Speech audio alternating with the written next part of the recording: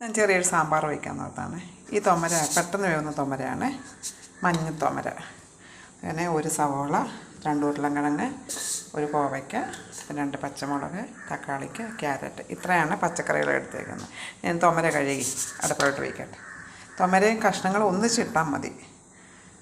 തൊമര കഴുകിയിട്ട് അതിനെ കഷ്ണങ്ങളും അരിഞ്ഞു വെച്ചു. കഷ്ണങ്ങളും തൊമരയും ഒന്നിച്ച് നമുക്ക് ഇട്ട് അടുപ്പ് വെച്ചാൽ മതി. അല്പം കല്ലിവേപ്പിലയും കൂടെ. രാവിലെ ഇഡലിയാണ്, ഇഡലി സാമ്പാർ. ഇഡലി വെന്തു. കഷ്ണമെല്ലാം അടുപ്പ് വെച്ച് നമുക്കിനി അല്പം മഞ്ഞൾപ്പൊടി ഇട്ട് കൊടുക്കാം, അല്പം ഉപ്പിട്ട് കൊടുക്കാം, ചെറിയൊരു കഷ്ണം കായം. ഇനി കുക്കറൊന്ന് അടച്ചു കൊടുക്കാം. 2 വിസിൽ വന്നാൽ മതി. 2 വിസിൽ വന്ന് കുക്കറിന് നമുക്ക് വാങ്ങി വെച്ചിട്ട് കടുക് വറക്കാം. കടുക് വറക്കാൻ ചീഞ്ചട്ടി വെച്ച് കൊടുത്ത് നമുക്ക് അല്പം വെളിച്ചെണ്ണ ഒഴിച്ചു കൊടുക്കാം. കടുക് വറക്കാൻ ഞാൻ കൊച്ചുള്ളിയും വറ്റൽമുളകും കരിയാപ്പില എടുത്ത് വെച്ചേക്കുന്നത്. വെളിച്ചെണ്ണ ചൂടായി നമുക്ക് കടുക് ഇട്ട് കൊടുക്കാം. കടുക് പൊട്ടി ഇനി നമുക്ക് ഉള്ളിയും വറ്റൽമുളകും കൂടെ ഇട്ട് കൊടുക്കാം. അല്പം കരിയാപ്പില ഇട്ട് കൊടുക്കാം. 1 സ്പൂണ് മുളക് പൊടി,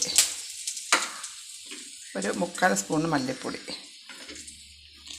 ഇത് സാമ്പാർ പൊടിയാണ്. എല്ലാം കൂടെ മിക്സ് ചെയ്യാം. നമുക്ക് സാമ്പാറിൻ്റെ കഷ്ണം വെന്തത് നമുക്ക് ഇതിനകത്ത് ഒഴിച്ചു കൊടുക്കാം.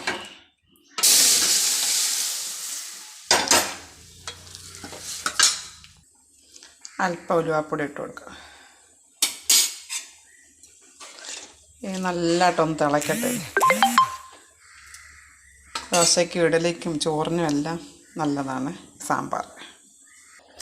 സാമ്പാർ റെഡിയായി തിളച്ച് നമുക്ക് പാത്രത്തിൽ കോരി വയ്ക്കാം.